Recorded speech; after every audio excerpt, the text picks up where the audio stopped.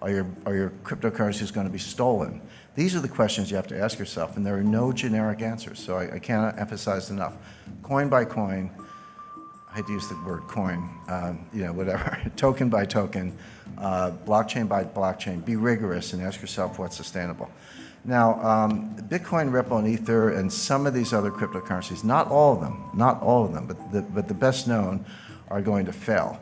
When I say fail, they're going to, Bitcoin might have a $200 value as a token for criminals. I think criminals and terrorists might find a use case at about $200 per Bitcoin, but they're basically not going to be anywhere near where they are today. Why do I say that? I don't want to make a claim without backing it up. The first point is they're non-scalable. Transaction times are slow, and then when you say that to Bitcoin people, they go, aha, the Lightning Network is right around the corner. Lightning's going to, we'll see. They said that about segregated witness. They said that about some of these other solutions. They don't seem to get community support. They keep forking the Bitcoin, meaning one day you wake up and there's 2 blockchains instead of 1, or whatever happened to that whole idea that we weren't going to have inflation, and we weren't going to pull new cryptos out of thin air. But these solutions, you have to understand what the solution is. So what they're saying is, nobody has a solution for the inherent slowness, clunkiness, non-scalability of the original Bitcoin blockchain. There's no solution for that. So when you hear about solutions, what are they?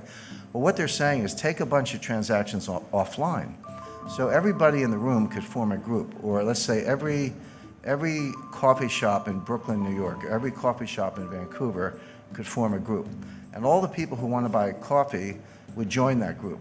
And we would agree, so we're in our own little bubble over here, and we would agree that all of our Bitcoin transactions among each other don't go on the blockchain. They just get settled in this sort of separate cloud over here, and then we net them out. So, I pay you 5 Bitcoin, and you pay the person next to you 4, and he pays the lady in the back of the room 10, and she pays me 7, and we net it out, and then periodically, and it could be daily, weekly, monthly, or whatever, we net all this stuff out, and then we take that net and we put that on the blockchain, so that the amount of transactions that have to go on the blockchain is greatly reduced. That's true. But what are we doing? We've created our own network. I got to trust the coffee shops. How do I know they're not going to steal my money? In other words, it's only a solution because you're completely negating the original idea. Oh, well, sure. If you want to tear up the original idea and start over, that's fine. But don't tell me you're adhering to the idea of a decentralized, trustless network, because you're not. All you've done is create another network. Somebody, I get trolled on Twitter all the time. People tell me I'm an idiot and I don't know technology and all that stuff.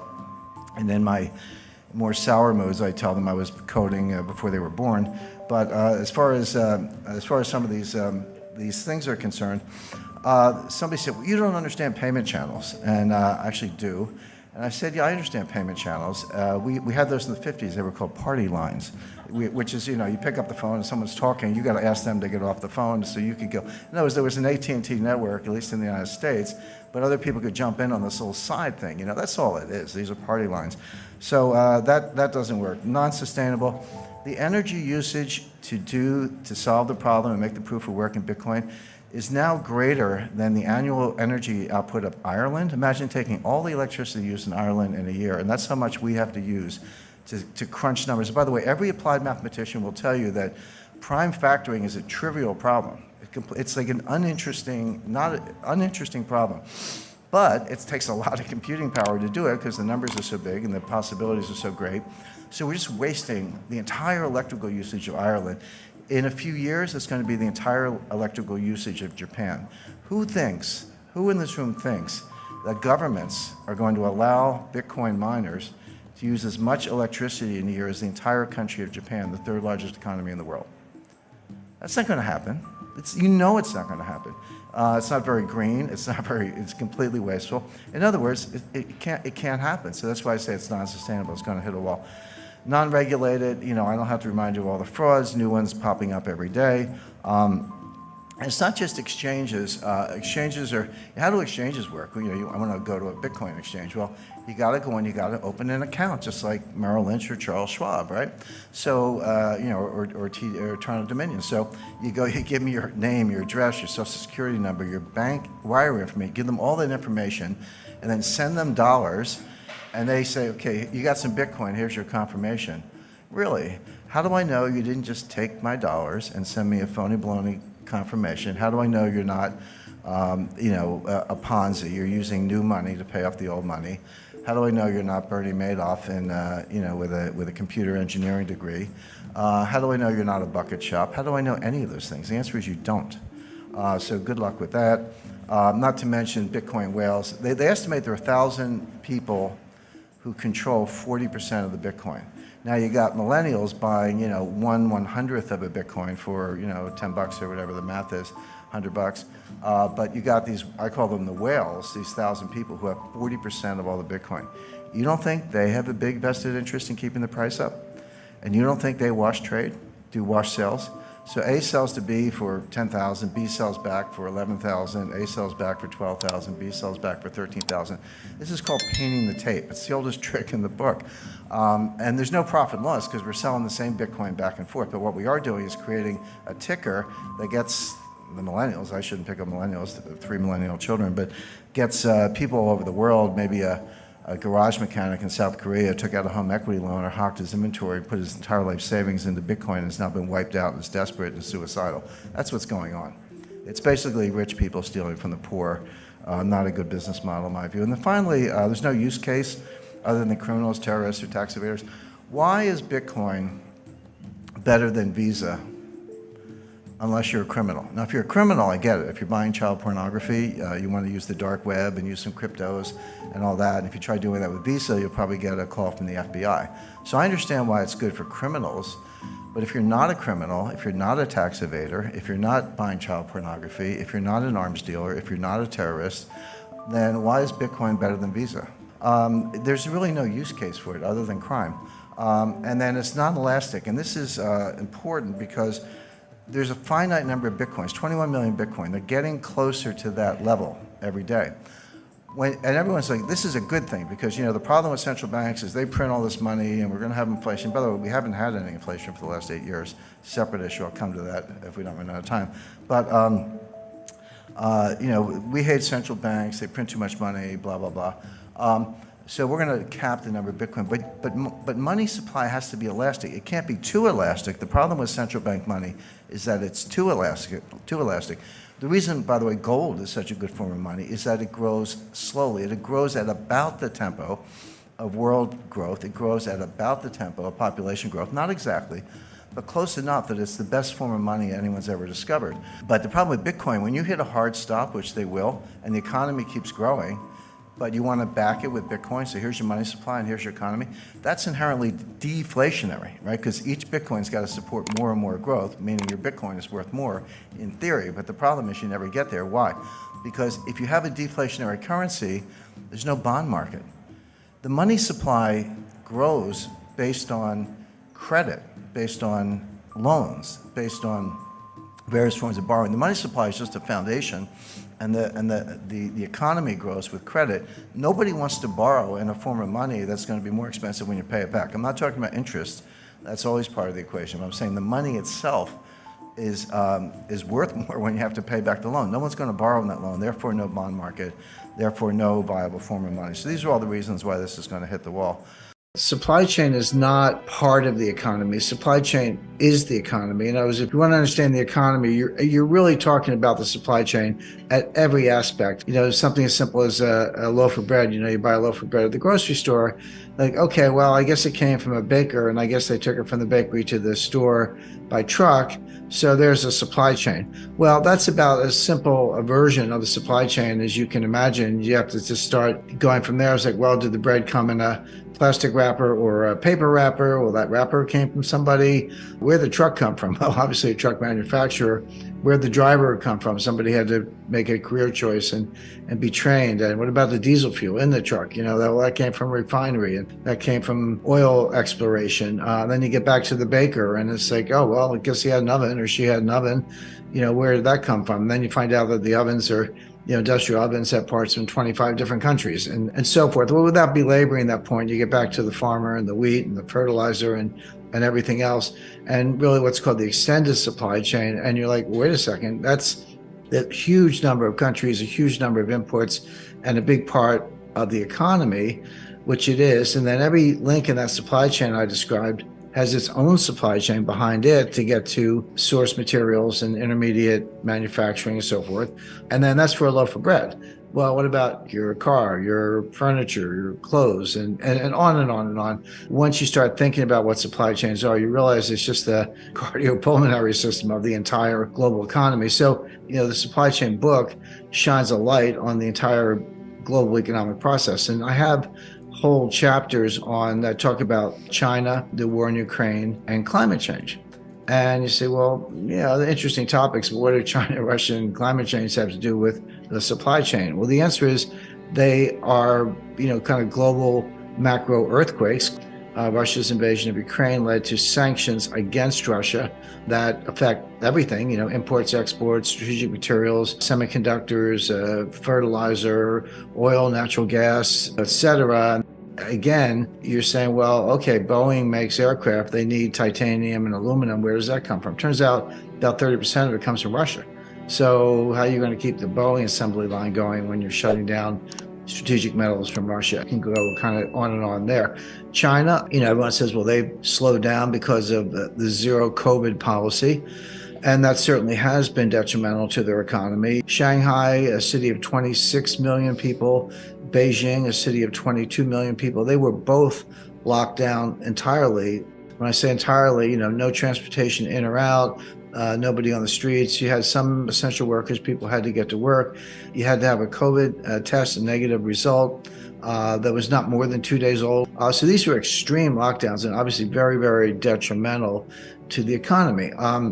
Now, those have died down a little bit, and China's saying, now we're going to relax our zero COVID policy a little bit. So what's new? Why are supply chains breaking down? What's new about the supply chain that makes it different than any other period in the history of the world?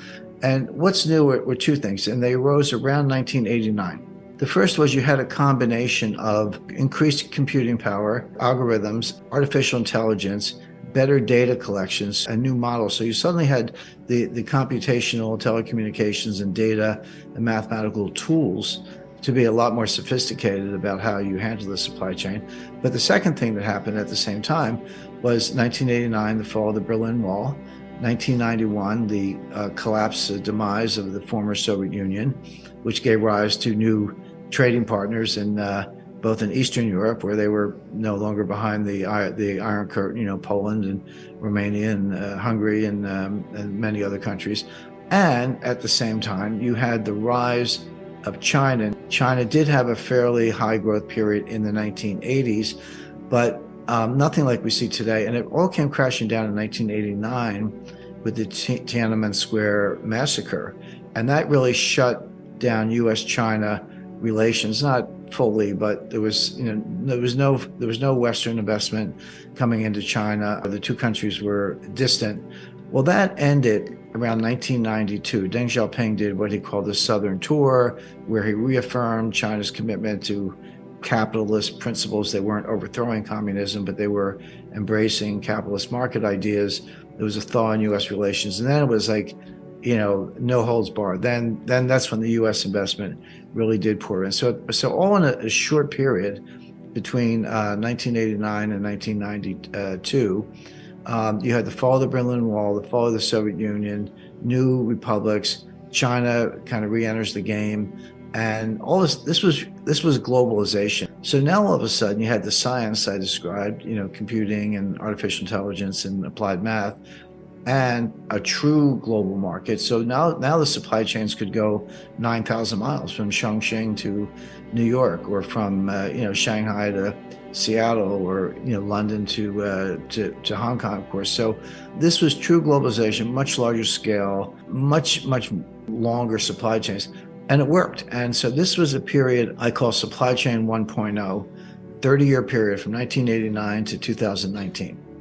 Now, why did it break down around 2019? Three things. A lot of people look at the pandemic and they go, oh yeah, COVID, that disrupted everything. That was the problem. And some people look at the war in Ukraine and the Russian sanctions and go, that was the problem. And they both made it worse. They both made it worse, no doubt about it, made the supply chain worse. But it really started in 2018 with Trump's tariffs on China. So Trump put tariffs on appliances and solar panels. Well, China didn't stand still for that. So China said, well, what can we do to strike back? Well, at the time, China was and is the world's largest importer of soybeans. They need the protein. They don't have enough. The US and Brazil are the two largest exporters of soybeans. Well, China was buying all their soybeans from the United States because they were trying to reduce the trade deficit. We were buying so much stuff from them, and China said, well, what can we buy from the US just to kind of balance the books a little bit? And the answer was soybeans. Well, when Trump put the tariffs on, China redirected all of their soybean orders to Brazil. They stopped buying US soybeans and they bought them all from Brazil. Well, there's a lot more to that than a phone call. You got vessels and dry bulk carriers and transportation lanes and port facilities. And, if you're Brazil and you get all these orders, you got to get trucks to get the soybeans to the ports. You got to open up port facilities, et cetera. The point is, this is a major, major shift in global logistics just to change the order book from the US to Brazil.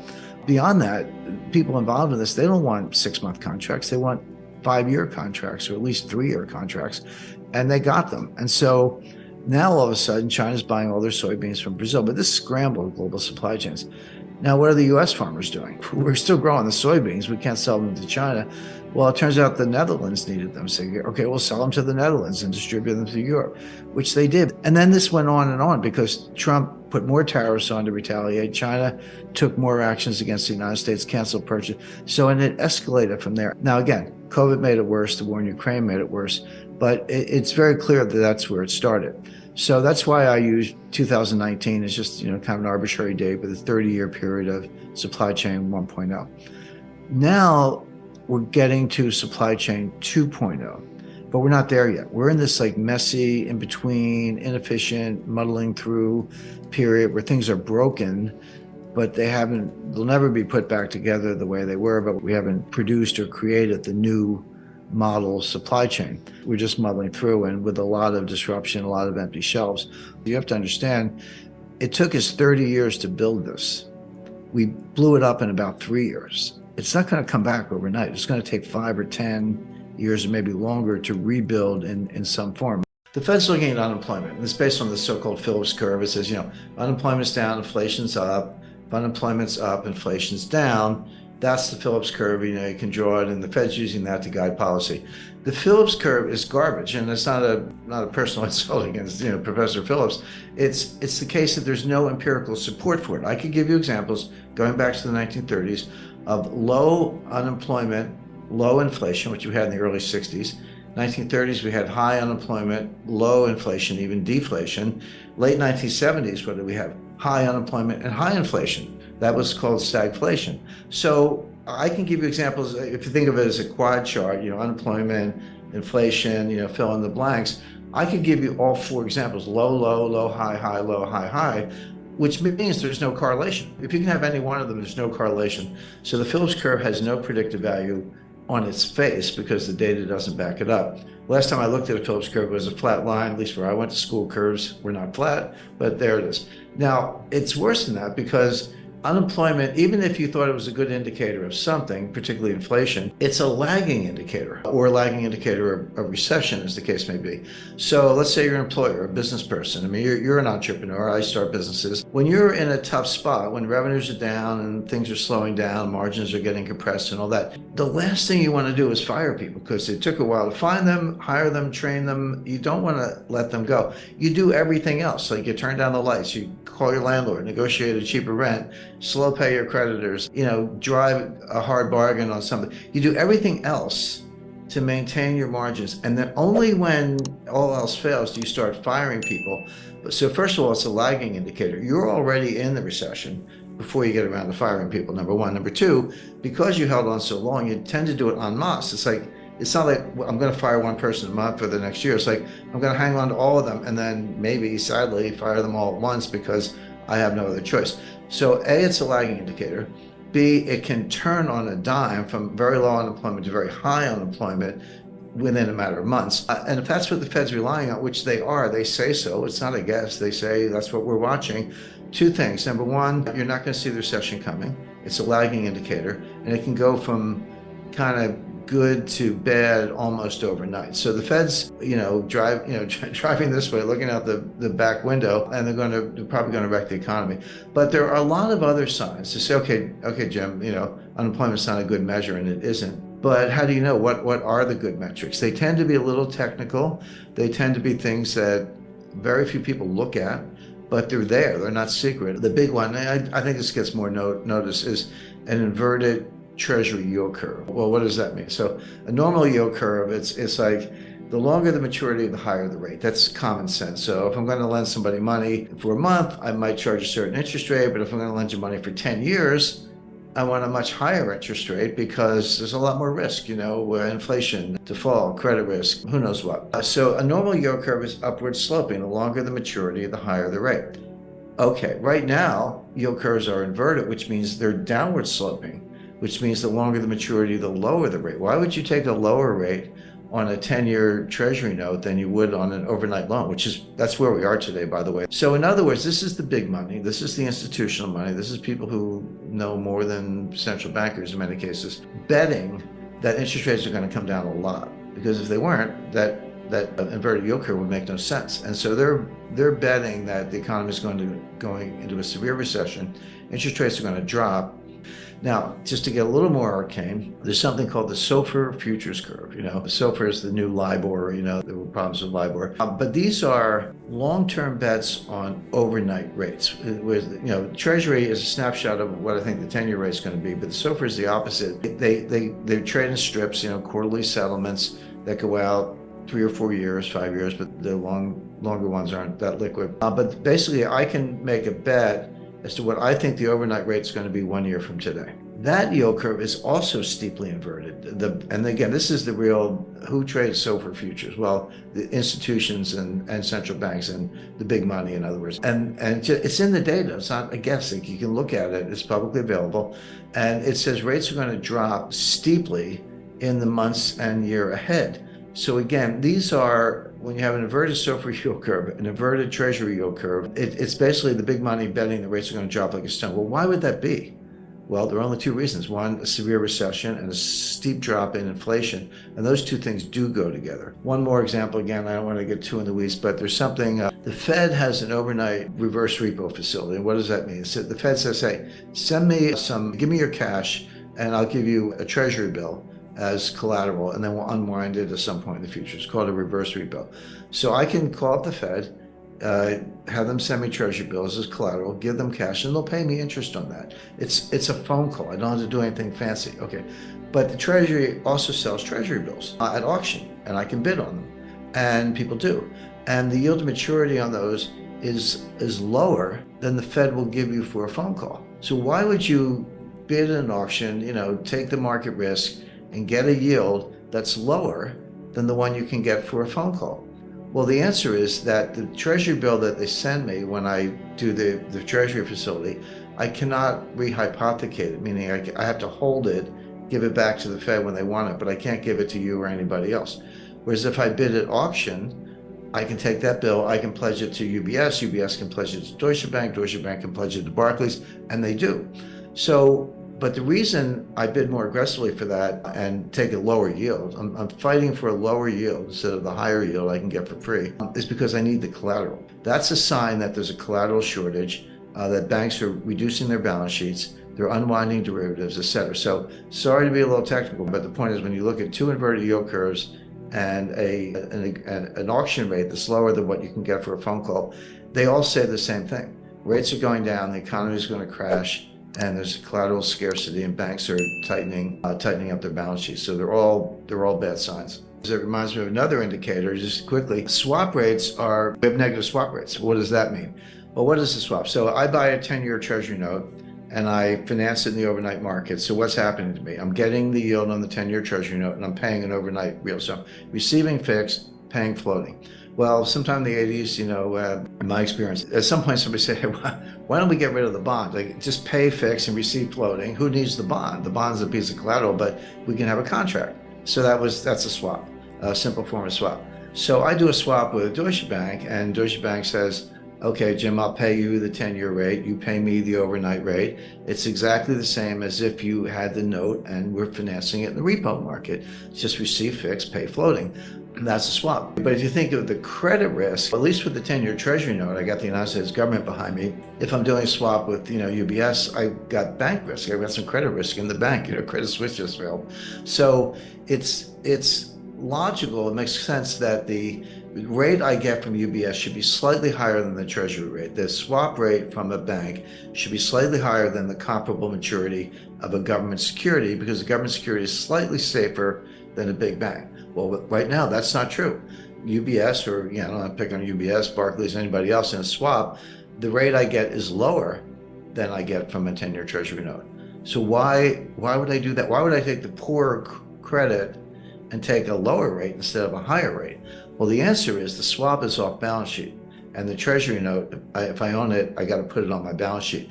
So when you see negative swap rates, meaning the riskier credit is paying you less than the government credit, what it means is that the balance sheets are constrained. I got to do the off balance sheet trade because we can't use up the balance sheets. That's consistent with what we just talked about with the inverted yield curves, which is there's a major credit contraction. There's a collateral shortage, a dollar shortage, and a credit contraction. That's not a recipe for a recession. I don't know what it is. The key to understanding that is to understand that it's a form of money, but it was never a monetary project. It was always a political project. And once you understand the political dynamics behind it, you can see that it's not going to break up. So getting back to the BRICS, what they need is to expand the membership. And by the way, that's exactly what they did on August 22nd. So I said August 22nd, the Leaders Summit in Johannesburg, South Africa, and President Xi, President Modi, Prime Minister Modi, President Ramaphosa, President Lula of Brazil were all there. Putin would have been there, but there was an arrest warrant for his arrest from the International Criminal Court. So Putin didn't go. It's a distraction. And I said this would be a landmark or turning point in the development of the BRICS currency. And unfortunately for me, I actually have to read this stuff. And there's a 24-page single-space final communique from the BRICS Johannesburg Summit. And I read the whole thing. It barely mentions the new currency, just in passing in one section, kind of oblique, but barely mentions the new currency. And everyone said, hey, Jim, you said this was going to be a landmark in the development of the new currency. What happened? Well, the answer is it was. They did the thing they needed to do. It wasn't issuing a currency that was going to fail if you only had 5 members. They expanded the membership. They're now the BRICS 11. They added Saudi Arabia, Iran, UAE, Egypt, and a couple other countries. So now they went from 5 to 11, but they've got a waiting list of like 20. Other countries waiting to apply: Algeria, Argentina, Malaysia, et cetera. Now, who did they add? Well, when you put Russia, Saudi Arabia, UAE, and Iran, and Brazil in the same group, who needs OPEC? Jim Rickards sheds light on a strategic shift in the global economic landscape, emphasizing the growing influence of BRICS nations.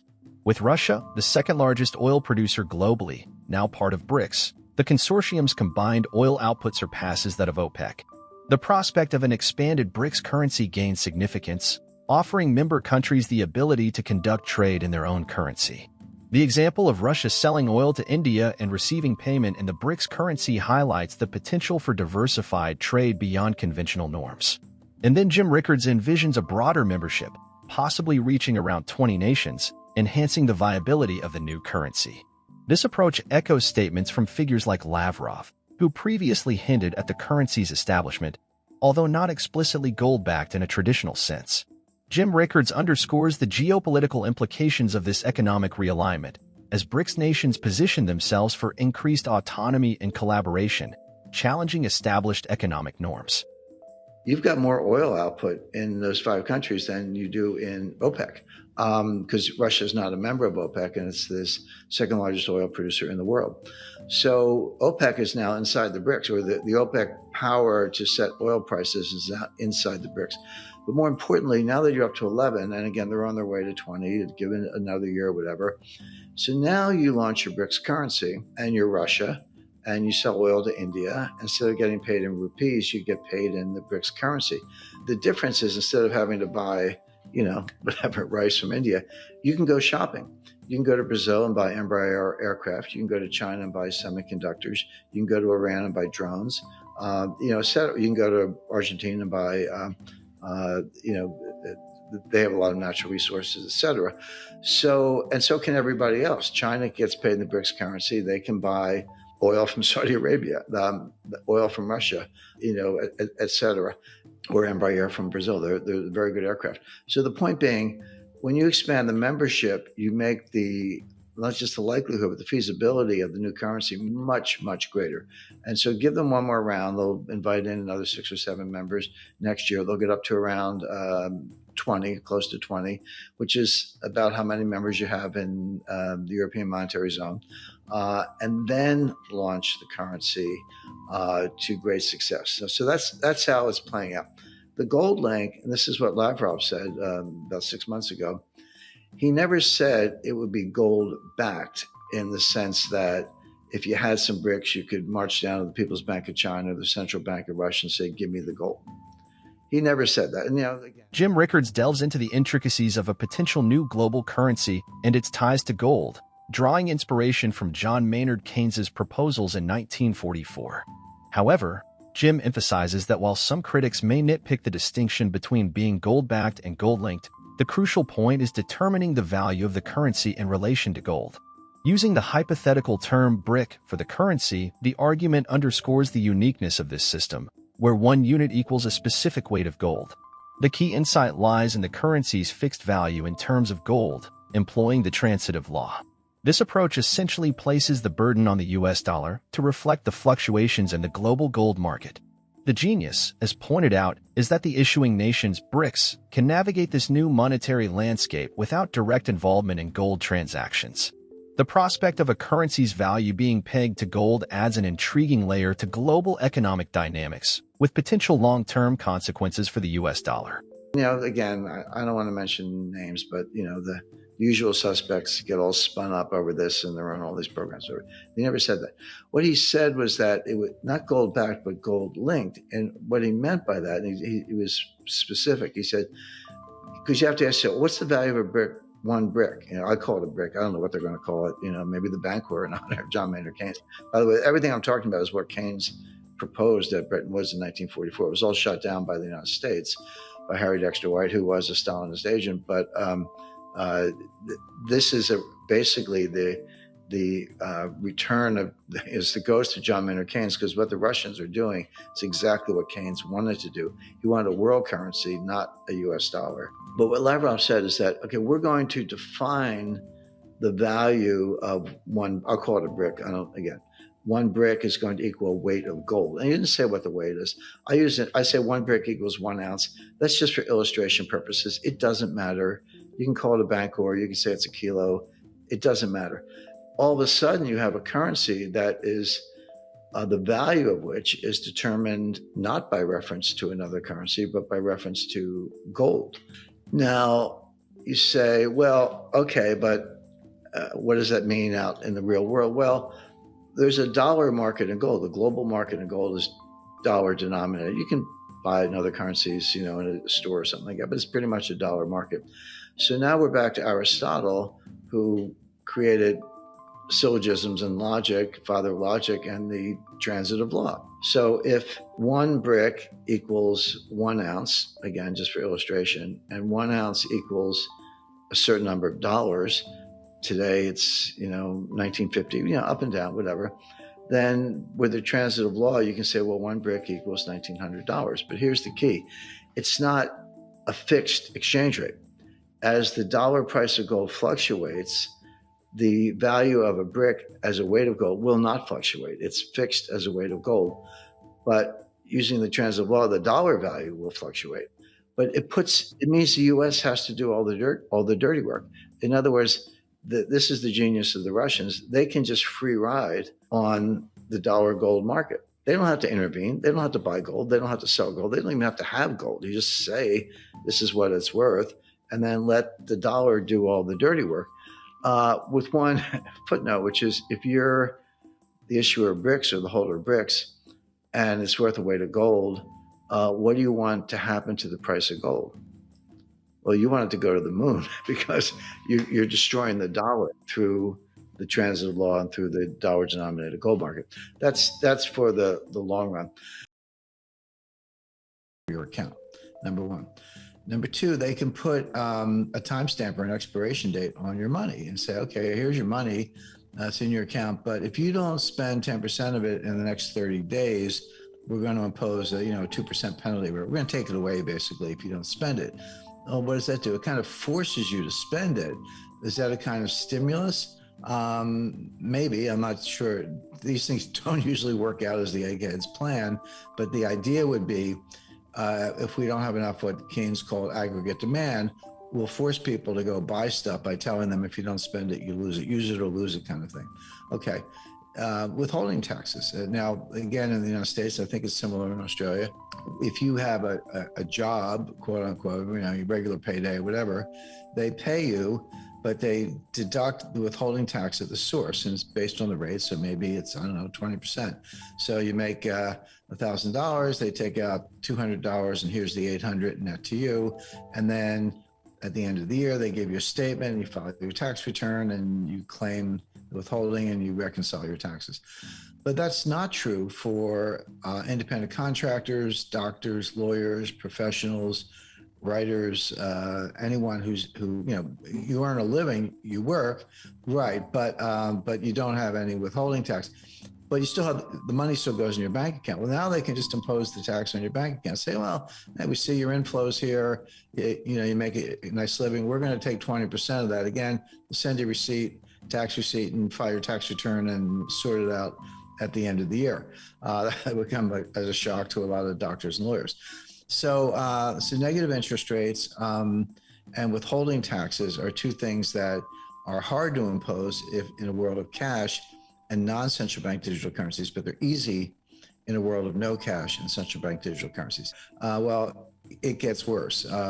This is the culmination, I'm just kind of cut to the chase. This is the culmination of the total surveillance state. We already have facial recognition software, very good. It's like your face is like a fingerprint. Everyone's a little different. You say, well, that's okay. I'm going to put a mask on because COVID, and sunglasses, and pull a hat down to my forehead. You'll never see my face.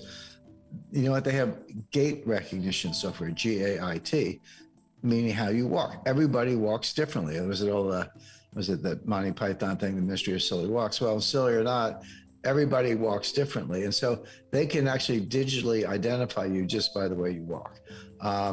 And so your mask isn't going to help you. And with GPS, I have a bunch of what are called Faraday sacks. They're, some of them are nice, leather wallets, but they're basically lined with a certain metallic fibers that block radiation. So if you want to turn your cell phone off, put it in a Faraday sack, and by the way, do the same with your Easy Pass and any other things sending out radiation, which are ubiquitous. Maybe they can't follow you around, but most people don't do that, and they do. And so with your iPhone, they know where you are at all times. You may be looking at a map trying to find a good restaurant, but they're tracking you. So they already do that.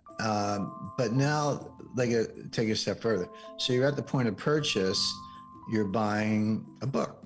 Let's say it's a book that criticizes Kevin Rudd, for example. He's your leading panda hugger down in Australia, or in the United States, criticizes Joe Biden or something, or, Ultra MAGA hamburger, whatever it is. Well, Ultra MAGA, you're an extremist, you're a radical, you're part of the insurrection. So now we're going to freeze your account or deny the purchase or put you on a watch list, or we just appropriated money to hire 87,000 armed IRS, Internal Revenue Service agents. Maybe we'll assign one to you because you bought the wrong book. So now we're into thought control.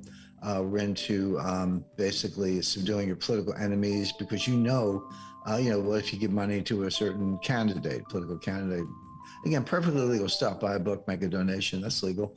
But they don't like who you're doing it with. And they meaning the government, they're watching.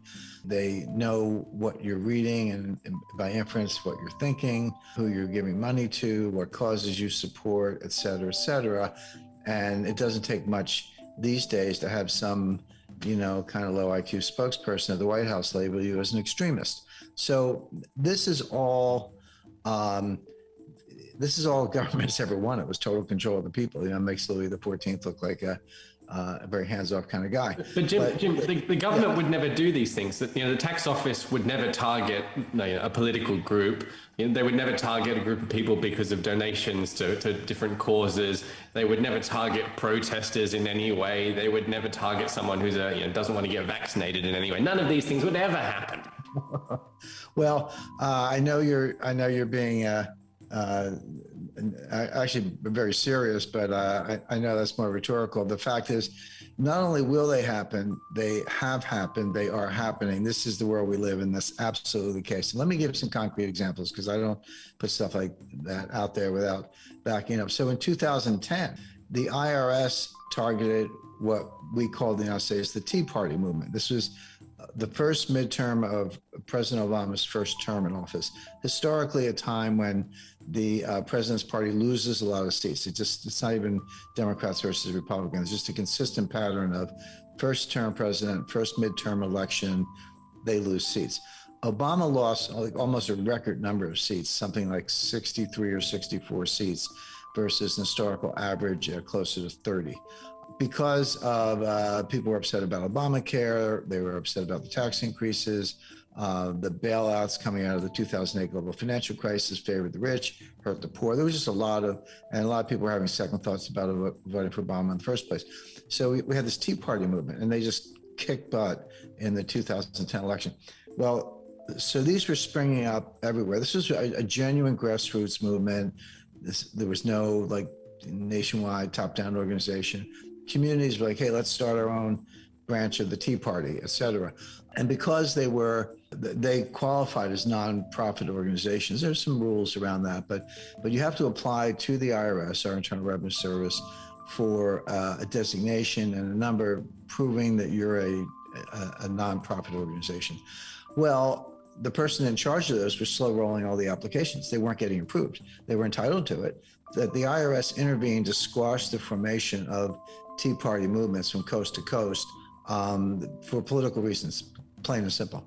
Well, that was 12 years ago, and there was no central bank digital currency. Imagine how much more powerful that kind of corruption is today. There were $1 trillion of subprime mortgages. These are mortgages that, no documentation, don't have to prove your income, very non-credit worthy. But there was a bubble mentality, a frenzy, and everyone, hey, buy a house and borrow money, fix it up, sell it for twice as much, walk away rich, and everybody was doing it. Mortgage default rates rarely get above 5%. 5% is really high in the mortgage market. So people were saying, smart people like Ben Stein, the financial analyst, but the central bank and others were like, well, okay, let's get crazy. Let's assume a 20% default rate, which has never happened, but just assume that's true. On $1 trillion of subprime mortgages, a 20% default rate would be a $200 billion loss, which was only slightly higher than the S&L crisis of the 1980s. Adjusted for inflation, it would have been a comparable loss. And the attitude was, well, we survived the 80s, we'll survive this. Yeah, it's bad, banks will take losses, stock prices go down a little bit, but we'll survive. What they missed is, yes, there was $1 trillion of subprime mortgages, but there were $6 trillion of derivatives. Yeah. That was invisible. So all of a sudden, 20% of that was $1.2 trillion. So you create derivatives out of thin air, and there's no limit on how many you can have. They're off balance sheet, meaning give me the balance sheet of the company, I won't see them. You have to read the footnotes and then the information behind the footnotes. So non-transparent, unregulated, no limit on size. So the crisis was actually much worse than anyone realized. And then when it started to collapse, the contagion spread throughout the financial system. My point about 2008, it was because we did not learn the lessons of 1998, and we flew right into 2008. But once again, we have not learned the lessons of 2008, and we're going to fly right into the next storm. In 1998, Wall Street got together and bailed out a hedge fund. In 2008, the central banks got together and bailed out Wall Street. Who's going to bail out the central banks? In other words, the point is each crisis is bigger than the one before. The intervention gets elevated, larger dollar amounts. And are we now at the point where there's no one left to bail us out? And one of the questions I'm asked most frequently is, okay, Jim, I kind of follow your analysis on how risk works and how complexity theory and capital markets, how that works.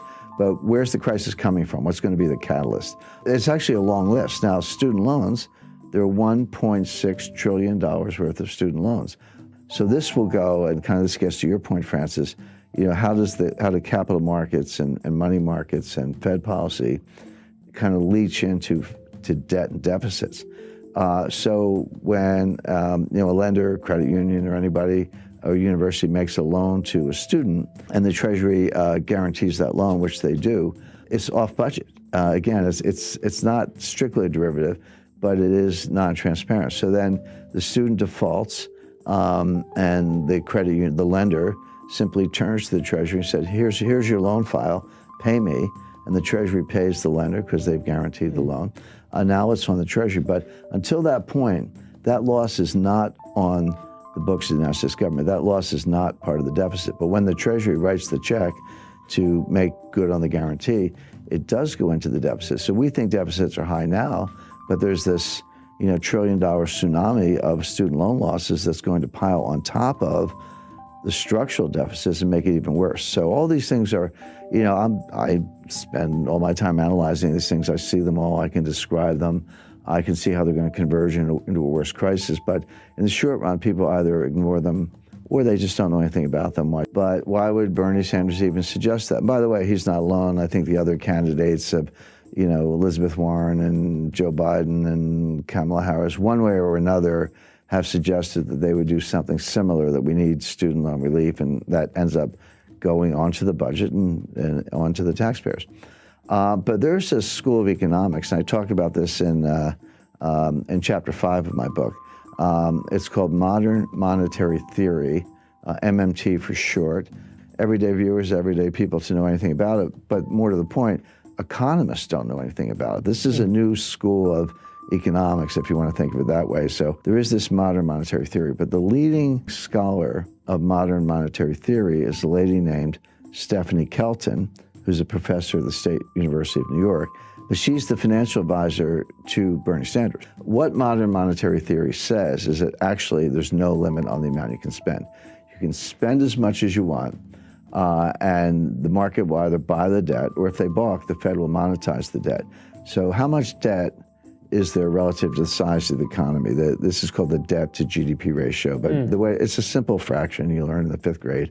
How much debt divided by the size of the economy? So in a simple example, if you had $5 trillion of debt and a $10 trillion economy, that fraction would be 1/2. So you would say the debt to GDP ratio is 1/2 or 50%. Today, the debt is larger than the economy. Yep. That ratio is over 100%. We have round numbers, about $23 trillion of debt and about a $22 trillion economy. So the ratio is about 105%, highest since World War II. That troubles me, it troubles other economists. But my friend Stephanie says, what's the problem? You could take it to 150%, 200%. 250%. By the way, that's where Japan is. Japan's at 250%. Greece is 175% or so. Italy's 135%. They're all still standing. Go to the Ginza, it looks like Times Square. So you don't see visible signs of stress. And here's the irony. Ben Bernanke would absolutely not agree with this theory, and he said so publicly. But Professor Kelton says to Bernanke, you proved our point. You were the one who took the Fed's balance sheet and quadrupled it from 800 billion to 4.5 trillion or so. You proved that you can print trillions of dollars of money without causing inflation, without causing high interest rates, without causing a run on the bank. So all we're saying is, you did it to prop up Jamie Dimon's bonus. We wanted to do it to forgive student loans. We may have different policy objectives, but the process is the same. What's the problem? Now, of all the things I've debated, for years I was dragged into Bitcoin versus gold debates, which I thought were silly. I mean, I don't like Bitcoin, I do like gold, but it's like fish versus bicycles. I mean, the debate never made sense to me, even though I did a lot of them. Of all the things I've had to rebut, this was actually the most difficult because it's superficially appealing. First of all, legally, it is true that the Fed can take their balance sheet as high as they want. There's no legal limit on the Fed's ability to print money. It is true that Japan has a much higher debt to GDP ratio, and they're still standing. It is true that the Treasury can borrow as much as they want, subject to periodic increases in the debt ceiling, which have never been denied. And the Fed can monetize the debt. So all the elements of the thesis are actually correct. So how do you refute it? And the answer is that legally it can be done. And if your goal is to print a lot of money and forgive student loans or give a guaranteed job or guaranteed basic income, whatever it is, in theory you could do that. But there is an invisible psychological boundary, and this is what the modern monetary theorists don't understand, and I don't think Ben Bernanke understands it. There comes a time when people wake up and they say, I don't know what's going on here. I don't have a PhD, but get me out of the dollar. It doesn't. And so, I'll buy gold. I'll buy silver, land, oil, natural resources. I'll buy a new car. I'll buy a house. Get me out of the dollar into something tangible, because I no longer trust the monetary authorities. I no longer trust the Congress. I can't believe that you're going to spend this much money without ceiling, without limit, without causing inflation. My inflationary expectations will go up.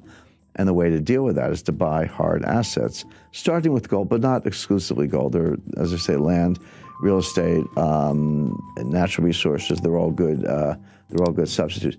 At that point, interest rates will skyrocket. All of a sudden, the bond market will have difficulty selling it. The president of the Congress could take away some of the Fed's independence. All of these assumptions could come crashing down very quickly, very unexpectedly, and that's the problem with the theory. If you look at yield curves, look at the Treasury yield curve, Euro-dollar futures yield curve, German Bunds yield curve, they're all inverted. They're all inverted. Now, inversions happen, just meaning the longer-term rate is lower than the short-term rate. We're seeing something globally we've never seen before, and it is the best single indicator of a recession. The last time we saw anything like this was in 2007, just ahead of the 2008 financial catastrophe. So the stock market's saying it's all good, Goldilocks, soft landing, Fed's going to get the memo, they're going to cut rates, the pivot, and buy stocks. The bond market is saying no. This is bad, and it's going to get worse, and it's actually too late for the Fed to do anything about it. See, when these inversions start, sometimes they're a year forward, like, hey, look at the Euro-dollar futures yield curve a year from now, man, that thing is inverted. But what happens is, as you get closer to the actual thing you're worried about, the inversion gets nearer and nearer. Now it is literally a month away or less. So that's like a big red siren, a flashing light, whatever you want to call it. Okay, whatever your baseline is, probably treasuries, 2-year notes or 5-year notes or whatever, they will come down a lot. Not right away. We may still be a month or two away on this, but they'll come down a lot. And then corporate yields will go up a lot because of the recession, because of deterioration, increased bankruptcies, reduced revenues, et cetera. So those spreads will blow out. And it's important to remember, interest rates are a lagging indicator. Everyone's like, well, how could interest rates be going up if we're in a recession? The answer is, as you get closer to recession, who figures it out first? Well, the Fed figures it out last. They're usually the last to know. Wall Street is second last to know. The people who figure it out first are actual business people, entrepreneurs, restaurant owners, dry cleaners, taxi drivers, or even medium-sized businesses. They see it. If you're in the trucking business, it's real time. If inventories are sky high and new orders are being slashed, you're not moving anything by truck. So there are certain businesses that are concurrent. The yield curves I was talking about are very good forward indicators. They tell you what's going to happen next. A lot of business people are living in the real world in real time. They know what's happening now, and the stock market tends to figure it out later. But as far as banking and credit is concerned, what happens is if you're a business person and you see business heading down, fewer customers, whatever, you go out and borrow all you can. You're like, hey, there's a really bad recession coming. If I got lines of credit, I'm going to use them up now. I don't want my bank changing the terms. I said, I'm going to borrow everything I can. And that creates a demand for funds, and interest rates go up. And then the recession hits, and the bankers go, what's going on? Credit losses start going up. And then they just turn off the spigots and they raise standards, they stop doing loans. And then interest rates will start to come down. Interest rates peak after the recession has already begun. So interest rates may not have peaked yet. Even the treasury market. So that's not unusual. Now, here's what the Fed is missing, or maybe everybody's missing. When you hear these layoff announcements, people are like, well, if they're laying off, why isn't the unemployment rate going up? Well, the answer is they have to announce the layoffs. There's all kinds of statute, SEC. So if I'm going to fire 10,000 people, I got to tell the world I'm firing 10,000 people. It doesn't mean I fire them that day. I might fire them on a rolling basis over the next 30 days. And it doesn't mean they walk out the door empty-handed and head for the unemployment office. I might give them 3 months severance, 6 months severance, et cetera. And so when do they actually show up to the unemployment office and say, give me a check? It might not be till this spring. So the layoff announcements are out there, but the unemployment rate hasn't budged because there is a lag, 3 months. But that's why I said interest rates lag the business cycle, and they do. Unemployment lags the business cycle. Unemployment is a lagging indicator. When you're an employer, entrepreneur, and you're in any kind of distress, not as many customers walking in the door, you'll do everything you can to avoid laying people off. You'll, be late on the rent. You'll turn down the lights, find a cheaper laundry, whatever it takes. By the time you get around to firing people, you run out of options. Like, I've done everything I can. Now my business is in jeopardy. I have to fire some people. And then combine that with what I just said about severance and, rolling terminations, et cetera. It's a lagging indicator. But we know enough right now to know that number's going up. But that's not inconsistent with the fact that we're already in a recession. It's exactly what you would expect, that unemployment's a lagging indicator. So when the Fed's on a mission, they actually don't care about the stock market. Here's what they do care about. They care about disorderly markets. And that's the key word. It's not, if stocks are going down, but it's, kind of little, 0.5% a day, 1% a day, trending down, lower highs, lower lows, trending down. The Fed doesn't care about that. They're not going to bail out the stock market. They do care if it's disorderly. When was it disorderly? Well, March 2020, at the worst part of the pandemic, it dropped like 30% in like 2 or 3 weeks. The fall of 2008, it was like somebody opened a trap door. The Fed does care about that because that kind of disorderly behavior can feed on itself and end up in a 1929 type scenario. So the Fed will get the memo, as I put it, stop raising rates and begin cuts when the markets are disorderly. That may happen. In fact, I expect it will, but we're not there yet. So there may be a pivot, but not because of Goldilocks, but because it's not a soft landing, it's a crash landing. So the global economy is in bad shape. It's going into a recession. Now, a lot of people have said that, we're going to have a recession as if it's no big deal, but they're expecting a mild recession. And I see a much more severe recession. Now, the other half, what does this mean for financial markets? And there, the best way I've been able to explain it, imagine you're in an Irish pub and you got 3 Irish storytellers. And I'm part Irish, so I can talk about the Irish, but they're telling 3 different stories, and you got to listen to each one. So there's the Fed story, the market story, and then there's something called reality, what's actually happening. So stock market's telling us Goldilocks, bond market's telling us, here comes, Hurricane Mitch or whatever. And then there's what I call the reality. And I guess I'm the storyteller here, but what I see is a kind of a hybrid. The Fed's doing what they're doing, right or wrong. Okay, they're doing what they're doing. The market has their own interpretation. I agree with the market, certainly the bond market, that the Fed has probably over-tightened, and they may pivot. To say that there could be a rate cut, maybe, I wouldn't rule that out, but for a really bad reason. In other words, if the Fed cuts rates, which they may, the pivot may be real. It's not because they engineered a soft landing and Goldilocks and everything. Oh, that's just right. It's because they screwed up as usual, as they've been doing since 1913. They over-tightened and they found out too late. And then they have to slam on the brakes or take the foot off the brake, if you will, in terms of rate hikes, and then pivot. And we've seen this movie before. This is exactly what happened in 2018. The stock market dropped 20%. It's like 19.9 or something on the Dow, so maybe not technically a bear market, but yeah, what's the difference? It dropped 20%. The Fed was tightening into that collapse. The Fed tightened on December 16th, 2018, only like 8 days before the Christmas Eve massacre, and after most of the 20% collapse had already happened. They tightened one last time. So what it shows you is that when the Fed's on a mission, they actually don't care about the stock market. This whole, Bernanke put and Greenspan put and all that. That's not how it works. They don't care that much about the stock market level. China doesn't have any of that. None of it. There's no significant Chinese bond market. They don't have the infrastructure of banks and dealers I described. They don't have the physical infrastructure. And most of all, they don't have a rule of law. You can't trust the Chinese as far as you can throw them. I was a facilitator and then a participant in the first ever financial war game ever conducted by the Pentagon.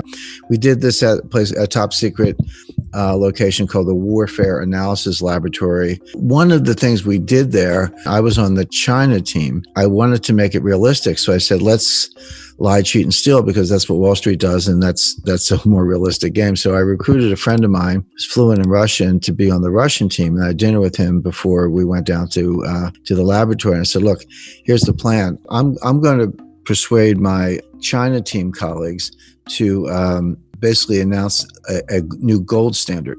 And we've accumulated enough gold, and we're going to say, for now on, our currency is backed by gold. We're going to put the gold in Switzerland to keep everybody happy. We're going to issue notes from a bank created in London under English laws to keep everybody happy. Here's the thing. We're going to say, from now on, if you want our exports, you have to pay for us in this new currency. We're not taking dollars anymore. And furthermore, and if you want some of this new currency, you can deposit your gold in Switzerland and the bank will issue you some currency, so you're in the system. Or you can trade with us and run a surplus, and then we'll pay you in the currency and you can use that to buy our stuff. Or we'll give you loans. But one way or another, we're done with the dollar. And obviously this is very forward-leaning, but the whole idea of a war game is to help the Pentagon think 5 or 10 years ahead. So the first thing that happened when you go to your embassy or conclave, you come out and you stand up at the podium, you announce your plans, and then everybody reacts and is discussed, et cetera. The first thing that happened is there was a group. So you have the red team, the yellow team, the blue team, as the case may be, and they're all different countries or areas. But there's a white team, which are the referees. They decide what you did. And the first thing they did when we announced the gold move, they ruled it as an illegal move. They said, no, that's not in any of our scenarios. You can't do that. And I stood up, and about 100 people in the room, there were 3-star generals, CIA, FBI, I said, wait a minute. I said, this is a war. There are no illegal moves in a war. The whole idea is to be out of the box, or live in a world where there are no boxes. That's what we're doing here. So they agreed. They said, okay, we think it's a really dumb idea, but we'll let you do it. Well, over the course of 2 days, it accelerated and gathered momentum. At the end of it, Russia got PowerPoints. Okay, so this was 2009. Within 10 years, so what facts happened? Within 10 years, Russia tripled its gold reserves. Last week, the dollar value of Russia's gold exceeded the dollar value of its treasury securities. They have 20% of their reserves in gold, and the value of their gold is more than the value of the U.S. treasury securities. They're dumping treasuries, buying gold. Exactly what we warned the Pentagon about 10 years ago. And here it is, and China has more than tripled its reserves. So we're not there yet, but we're moving to some kind of gold-backed world. But the point is, that was all in the war game. That's all in the book. And I made one other point. I said, currency wars don't happen all the time. They might only happen twice in a century. But when they happen, they can last for 10 or 15 years. That's how long it takes to sort out. What you describe about the Chinese money supply is absolutely correct. People in the United States complain, the Federal Reserve has printed $4 trillion in the past year. And they have printed $4 trillion in the last year. They've taken the Fed balance sheet from about 3.5 trillion to 7.5 trillion. So yeah, we printed $4 trillion in the past year. Didn't do any good, won't do any good, but we did it. But Chinese money supply is even larger and growing faster. Now, I don't want to get into the weeds on China's internal monetary policy. I could, except to say that they're grossly over-leveraged. The economy is investment-driven, not consumption-driven. They're about 45% investment. The U.S. is about 25% investment. So that gives you some idea of how investment is to the Chinese, which is actually okay if you're investing in productive assets that pay the way. They're not. They're wasting the money. I've been to China many times, been going back and forth there for 35 years. I've been out in the countryside. I don't just stick to the hotel lobby in Beijing. I got mud on my boots visiting these ghost cities. And so each ghost city, there are a bunch of them, actually seven. Imagine building 7 cities. That's what I saw. And so they got 1 or 2 skyscrapers, and they got mixed use, and they got retail shopping, a country club, a hotel, a golf course, a pond, highway stops, airport, etc. And it's all empty. I mean, it's just all empty. Shiny new construction, some of it's still under construction, all empty. So I said to the communists, I said, what are you guys doing here? I mean, nobody's here. Said, oh, don't worry. People will be coming from the countryside. They will be populating these cities. And I said, when? I said, no one's coming. And besides that, you've already drained the countryside. That already happened. But I said, you cannot mothball a building. It's not like some old clothes. I mean, the way a building maintains itself, it gets occupied and there's maintenance and people fix it and all that. I visited, I used to travel a lot in Central Africa in the early 80s. It was Zaire at the time. Today it's the Congo. I was in Kinshasa, but it was right after the 70s commodities boom. And they took the money, of course they wasted it, and they built these skyscrapers in Kinshasa, which is like a swampy, scary, funky, city. But there's a skyscraper, but the windows are falling out and there were rust stains running down the side and the elevators were broken. So it might have looked nice the day they built it, but it was never really used. And now it was literally, when I was there, it wasn't that much later after they built it, it was falling apart. So that's going to happen in China. My point being, if you apply, generally accepted accounting principles to their investment account, you would write it off the day they open the building because nobody's there. It's not worth anything. So they're wasting the money. They're over leveraged. They're overprinted. However, none of that has anything to do with the status of the Chinese yuan as a global reserve currency. The yuan is not a reserve currency. It will not be probably in my lifetime, maybe never. And I'll tell you why. Because a lot of people don't understand what a reserve currency really is. You get a report from the IMF and it says, 60% of global reserves are in dollars, which is true, and about 25% are in euros, which is true. So 85% of global reserves are in dollars or euro, which means the only meaningful exchange rate in the world is the euro US dollar cross rate. Everything else is working around the edges. You got some sterling and yen and Swiss francs and a couple other things. Aussie dollar is tiny, believe it or not, good currency, but not a big part of it. And China's like this kind of invisible 1% sliced down at the bottom. And China has $1.4 trillion in its reserves. But here's the point. It's not as if they have pallets of $100 bills stacked up in the basement of the People's Bank of China. They don't. You invest in securities. In other words, they're dollar-denominated securities. So it's not actually dollars. They're treasury bills, notes, and bonds denominated in dollars. So the thing that makes a reserve currency is not the currency, it's the bond market. You need something to invest in. Again, so you need a liquid bond market with different maturities, different interest rates. You need dealers, you need auctions, you need payment and clearance systems, you need repo or repurchase agreements, futures, options, when issued trading, custodians, the rule of law. There's a whole massive infrastructure, which we started working on when Alexander Hamilton was, advising George Washington, and we've been doing it ever since. And others, Bank of England has done the same. China doesn't have any of that. None of it. There's no significant Chinese bond market. They don't have the infrastructure of banks and dealers I described. They don't have the physical infrastructure. And most of all, they don't have a rule of law. You can't trust the Chinese as far as you can throw them. And so they have no chance of being a global reserve currency, none. Same with the Russian ruble, same with a lot of other currencies, same with Bitcoin. Show me the Bitcoin bond market. Maybe you can get my attention, but not sooner. So none of those are going to replace the dollar. First thing, my wife hates me to admit this, but I was once a registered lobbyist in Washington. I ran an office there. I spent a lot of time on Capitol Hill. And the first thing I learned in Washington is you can't beat something with nothing. In other words, if you hate a policy or a program, you just hate it, you write op-eds, fine. You're not going to change it unless you bring something to replace it. So for all the criticisms of the dollar, and there are plenty of them, you're not going to dethrone the dollar as the leading global reserve currency unless you can show me what you're going to replace it with. And there's one and only one contender in the world today, which is gold. So that's a whole other conversation. I'm not saying we're going to be on a gold standard tomorrow. As far as China's concerned, China's a house of cards. It's going to collapse. It's going to be ugly. Hard to say when, but probably sooner than later. And they know it. And they're not going to be a global reserve currency. So we can put China to one side, but China's a house of cards. Now, getting it back to the United States, the first point, let's talk about stimulus first. So the Fed printed $4 trillion. Congress, we had $1 trillion, what are called baseline budget deficits going into the pandemic. So with no pandemic, we were going to have $1 trillion deficit in 2020 and 2021.